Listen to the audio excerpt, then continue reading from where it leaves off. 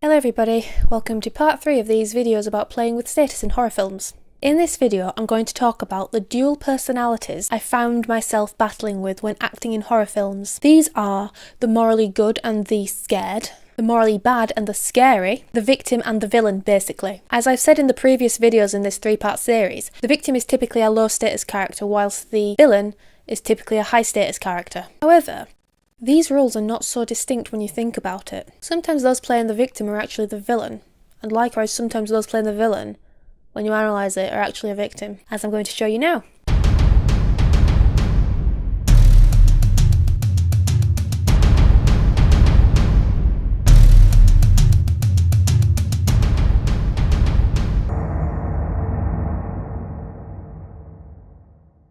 The first film I'm going to talk to you about is a short film called Transpose.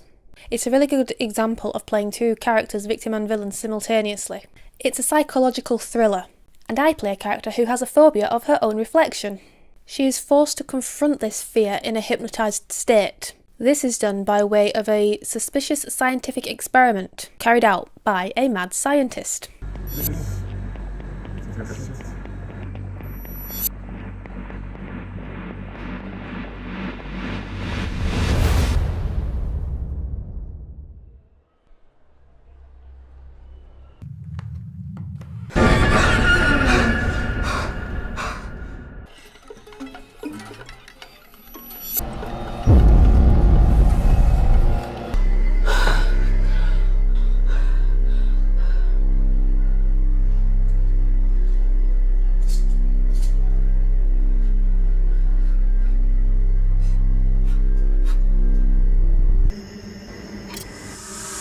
No, please no.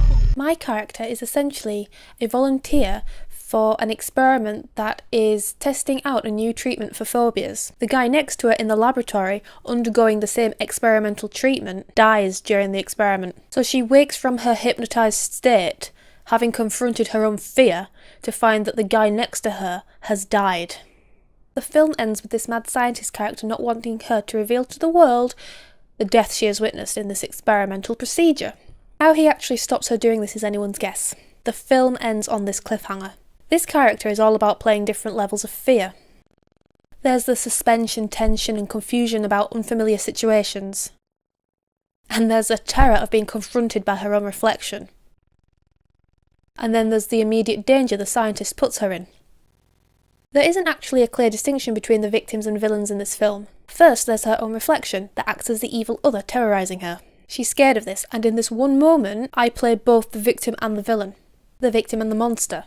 The scared and the scary. The second villain figure is the mad scientist, who isn't actually attempting to scare for the sake of it, but he is himself scared, and because of this becomes scary in his actions. He acts out of fear because his experiment has resulted in someone's death. The monsters or villain characters are more scared than scary. No. The next film I'm going to talk to you about is a recent project called Demon Eye. It's produced by Quickfoot Media and is distributed by Devilworks.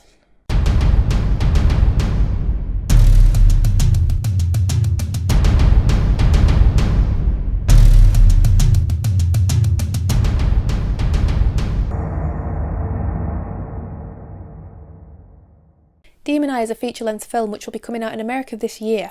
I'm not going to give too much away about the storyline in this video, but if you're eager, a brief synopsis can be found on IMDb, along with the trailer. Honestly, there's so much I could say about the making of this film, it warrants a whole other video. I thoroughly enjoyed working with the Quickfoot team. In this film, I play the character Sally, who turns into the Burning Girl. You can see the cast breakdown on IMDb, so I don't think this is a spoiler. Being Sally and the Burning Girl allowed me to play someone essentially evil, scary, the monster of the film, but also the victim, someone who is weak and brutally murdered. I think this duality in her personality is important. She's outwardly terrifying, but she's not bad deep down. She's just severely misunderstood and she's fighting for the moral good, even if that means scaring the sanity out of people. She functions both as a powerful figure in the film and as someone very weak, if not the weakest character, begging people to see her perspective. The notion of seeing is also crucial, but again, that's a topic for another video. No spoilers. Making this film was so fun, I'd never felt so alive despite playing someone dead for most of the time. The next project I'm going to talk about is a short film called The Juncture. The trailer is also available online. It's not really a horror film, but I've included it in this video because some spooky things do happen.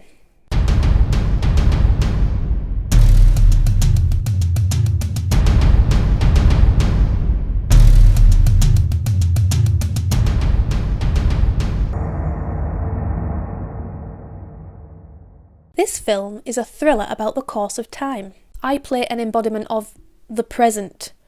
My character ensures that time runs its destined course by preventing an unsuspecting financial lawyer from preventing a corrupt politician winning an election. The good-bad duality is clear here.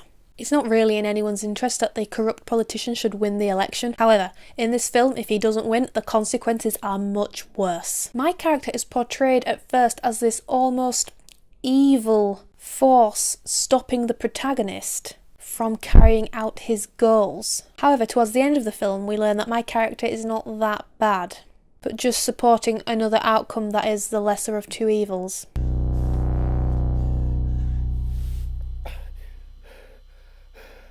Who are you? What do you want with me? I've been watching you, Mr. Barnes. So, this video has just been a bit about the dichotomy between the low status and high status characters in horror films. That is, the similarities and differences between the victims and villains. This is important to consider when approaching these roles in horror films. No character is ever two-dimensional. Even the victim of a horror film has to have some villain qualities in them. The villain is often always going to have been a victim at some point that has made them who they are.